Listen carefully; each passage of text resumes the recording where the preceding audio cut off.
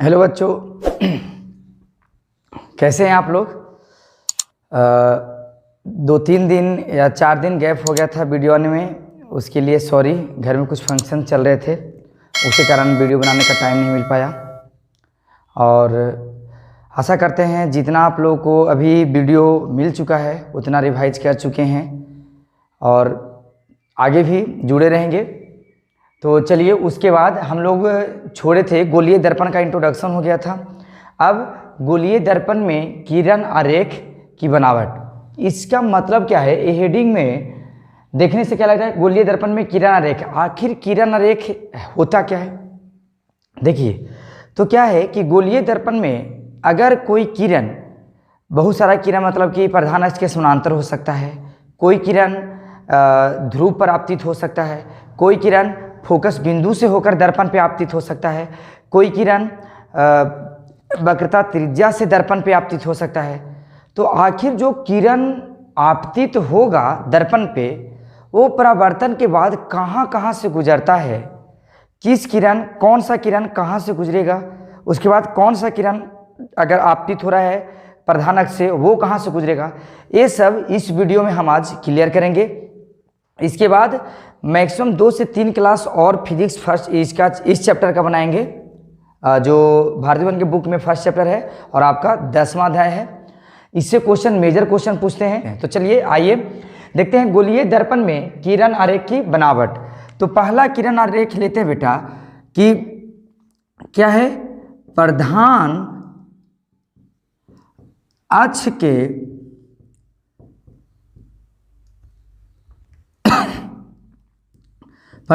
के समानांतर कौन सा किरण बेटा, हम बता चुके हैं। तो प्रधान अक्ष के समानांतर आपतित किरण, ये सब ऑब्जेक्टिव में भी आता है। देखिए, जब गोलीय दर्पण, तो हम एक अवतल दर्पण, जनरली प्रयोग हम लोग अवतल दर्पण पे ही लेके कर रहे हैं, ठीक है। तो एक अवतल दर्पण लिए, ये क्या हो गया बेटा, ध्रुव हो गया, और ये क्या है बेटा, ये क्या है, प्रधान अक्ष। क्या है, प्रधान अक्ष। तो बोलता है कि प्रधान अक्ष के समानांतर आपतित किरण। इसका मतलब क्वेश्चन कैसे पूछेगा ऑब्जेक्टिव में भी, कि जब कोई किरण दर्पण पर प्रधान अक्ष के समानांतर पड़ती है तो वह परावर्तन के बाद कहाँ जाती है या कैसे गुजरती है, राइट।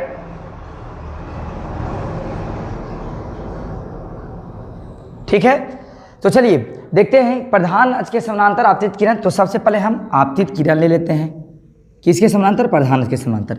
ये कोई बी पॉइंट से टकराया और ए कोई किरण है, आपतित किरण, जो दर्पण पे प्रधान अक्ष के समानांतर टकराया है, ठीक है, आपतित हुआ है। तो बोलता है कि प्रधान अक्ष के समानांतर आपतित किरण दर्पण से परावर्तन के बाद दर्पण के मुख्य फोकस से या फोकस बिंदु से गुजरती है।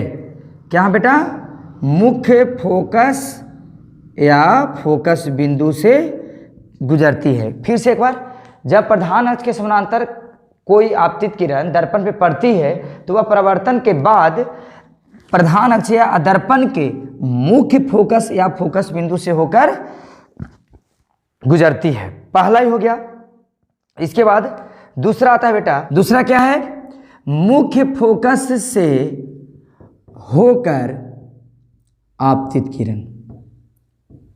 दूसरा क्या है बेटा, मुख्य फोकस से होकर आपतित किरण। तो क्या है इसमें देखिए, सबसे पहले दर्पण फिर से लेंगे, दर्पण ले लिए, ठीक है। तो फिर एफ और क्या बेटा, सी। बोलता है मुख्य फोकस से होकर आपतित किरण, मतलब क्या है, जो आपतित किरण दर्पण पे पड़ेगा वो कहाँ से जाएगा बाबू, मुख्य फोकस से। कहाँ से जा रहा है, मुख्य फोकस से या फोकस बिंदु से। तो यह जब कोई किरण दर्पण पे मुख्य फोकस से होकर आपतित होती है तो वह परावर्तन के बाद प्रधान अक्ष के समानांतर गुजरती है। परावर्तन के बाद प्रधान अक्ष के समानांतर गुजरती है। तो आप लोग इस वीडियो को देख रहे हैं, बस रिक्वेस्ट है कि पूरा वीडियो के साथ बने रहें। नेक्स्ट लेक्चर में हम प्रतिबिंब बनाना, प्रतिबिंब का किरण रेख, कि कौन सा वस्तु कहाँ रख रहे हैं तो उसका किरण रेख कहाँ बनेगा, ये सब हम नेक्स्ट लेक्चर में बताएंगे। इसलिए इसके पहले हम ए और प्रतिबिंब होता क्या है वो आज हम करके इस वीडियो को खत्म करेंगे। चलिए, दूसरा हो गया, जब कोई आपतित किरण मुख्य फोकस से होकर दर्पण पे आपतित होती है तो परावर्तन के बाद वो क्या होता है बेटा, प्रधान अक्ष के समानांतर गुजरती है। कहाँ जाती है बेटा, प्रधान अक्ष के समानांतर गुजरती है। नेक्स्ट तीसरा, आइए तीसरा है, बोलता है वक्रता केंद्र से होकर आपतित किरण। क्या है बेटा, वक्रता केंद्र से होकर आपतित किरण। आइए देखते हैं, दर्पण ले लिए, ठीक, प्रधान अक्ष हो गया, एक एफ हो जाएगा बेटा और एक सी। इसका ऑब्जेक्टिव बहुत पूछता है और आप लोग इसका यूज भी किए हैं। ऑब्जेक्टिव क्वेश्चन इस केवल तीसरा से घुमा घुमा के ऑब्जेक्टिव बहुत सारा पूछता है। देन देखिए बोलता है कि जब कोई किरण दर्पण के वक्रता केंद्र से होकर दर्पण पर आपतित होती है, दर्पण के वक्रता केंद्र से होकर दर्पण पे आपतित होती है तो वह परावर्तन के बाद उसी पथ पर वापस लौट जाती है। क्या है बेटा, परावर्तन के बाद उसी पथ पे वापस लौट जाती है, अर्थात आपतित किरण और परावर्तित किरण दोनों इस केस में एक ही होता है, राइट। जैसे समतल दर्पण में देखे थे कि अगर कोई समतल दर्पण पे हम लंबवत कोई किरण को डालते थे तो वह उसी पथ पर पुनः परावर्तित होकर लौट जाती थी। देन वहां पे भी क्या होता था कि आपतित किरण और परावर्तित किरण दोनों के दोनों एक ही होते थे और एक ही पथ में होते थे। यहाँ पे सेम है, जब कोई किरण दर्पण के वक्रता केंद्र से होकर आपतित होती है तो वह उसी पथ पे वापस लौट जाती है, अर्थात आपतित किरण और परावर्तित किरण दोनों इस केस में क्या हो जाएगा बेटा, समान हो जाएगा। नेक्स्ट चलिए बेटा, चौथा कहाँ है, चौथा क्या बोलता है, दर्पण के ध्रुव पर आपतित किरण, दर्पण के ध्रुव पर आपतित किरण। चौथा क्या बोल रहा है बेटा, देखिए चलिए, चौथा क्या बोल रहा है, दर्पण के ध्रुव पर आपतित किरण।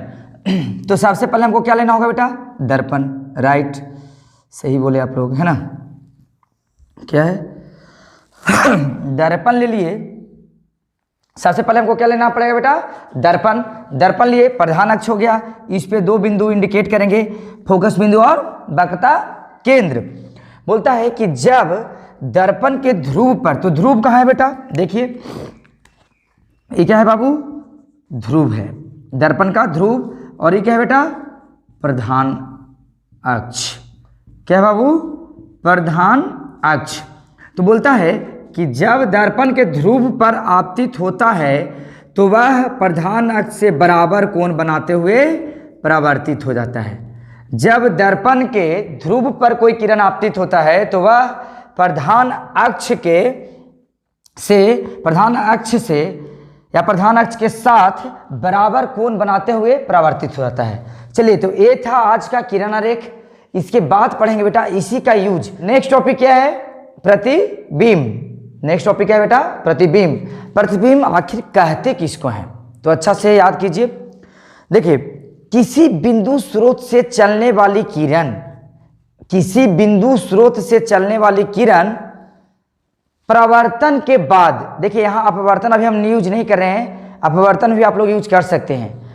किसी बिंदु स्रोत से चलने वाली प्रकाश की किरण परावर्तन या अपवर्तन के बाद जिस बिंदु पर वास्तविक में मिलती है या जिस बिंदु से मिलती हुई प्रतीत होती है उसे हम उस बिंदु स्रोत का प्रतिबिंब कहते हैं। फिर से, किसी बिंदु स्रोत से चलने वाली प्रकाश की किरण परावर्तन या अपवर्तन के बाद जिस बिंदु पर मिलती है या जिस बिंदु से आती हुई प्रतीत होती है उसे हम उस बिंदु स्रोत का प्रतिबिंब कहते हैं। प्रतिबिंब मुख्यतः दो प्रकार के होते हैं बेटा।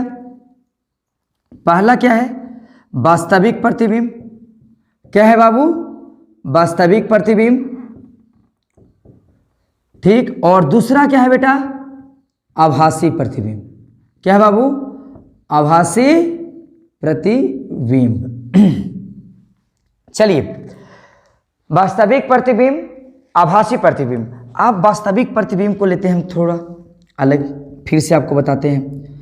जब परिभाषा में हम बोले बेटा कि वास्तविक प्रतिबिंब या वास्तविक में मिलता है या मिलता आती हुई प्रतीत होती है, तो वास्तविक प्रतिबिंब किसी बिंदु स्रोत से आने वाली प्रकाश की किरण परावर्तन के बाद जिस बिंदु पर, यहां पे जोर दीजिएगा, जिस बिंदु पर वास्तव में मिलता है, वास्तव में मिलती है, वास्तव में मिलती है तो वास्तविक प्रतिबिंब, वास्तव में मिलती है तो वास्तविक प्रतिबिंब। फिर से देख लीजिए, किसी बिंदु स्रोत से आने वाली प्रकाश की किरण परावर्तन के बाद जिस बिंदु पर वास्तव में मिलती है उसे हम उस बिंदु स्रोत का वास्तविक प्रतिबिंब कहते हैं। और नेक्स्ट है, जो नेक्स्ट है अपना आभासी प्रतिबिंब। आभासी प्रतिबिंब याद रखने का ट्रिक बहुत अच्छा है। वास्तविक में मिलती है वास्तविक प्रतिबिंब, और आभासी प्रतिबिंब मतलब आ से यहां पे हटा लीजिए, आती हुई प्रतीत होती है। आ से आती हुई प्रतीत, आती हुई प्रतीत होती है। क्या है बेटा? परिभाषा देख लेंगे। किसी बिंदु स्रोत से निकलने वाली प्रकाश की किरण परावर्तन के बाद जिस बिंदु से आती हुई प्रतीत होती है उसे हम उस बिंदु स्रोत का आभासी या काल्पनिक प्रतिबिंब कहते हैं। तो देखो बेटा, आज किरण आरेख प्रतिबिंब, कल का वीडियो आप लोग मिस ना करें। कल हम यहाँ पे किरण आरेख पढ़ाएंगे और वीडियो जरूर देखते रहिए। सब वीडियो एक दूसरे से कड़ी बाई कड़ी जुड़ा हुआ है। कल हम बताएंगे विभिन्न जगहों पर रखा हुआ वस्तुओं का प्रतिबिंब या किरण आरेख।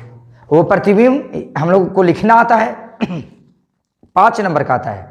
तो प्रतिबिंब बनाएंगे, उसके बारे में लिखेंगे, आकार है, प्रकृति है, प्रतिबिंब का प्रकृति लिखेंगे। तो नेक्स्ट वीडियो में हम आपके साथ मिलते हैं विभिन्न गोलीय दर्पण में विभिन्न जगहों पर रखे गए वस्तुओं का प्रतिबिंब। तो चलिए, अगर आप, एक रिक्वेस्ट जाते जाते, अगर आप अभी भी चैनल पर नए हैं और सब्सक्राइब नहीं किए हैं तो प्लीज़ इस चैनल को लाइक सब्सक्राइब कर लीजिए, बेल का आइकॉन जरूर दबा लीजिए ताकि आप अभी से लेके अपने एग्जाम बोर्ड तक एक भी वीडियो मिस ना करें। बिल्कुल। चलिए, thank you, best of luck.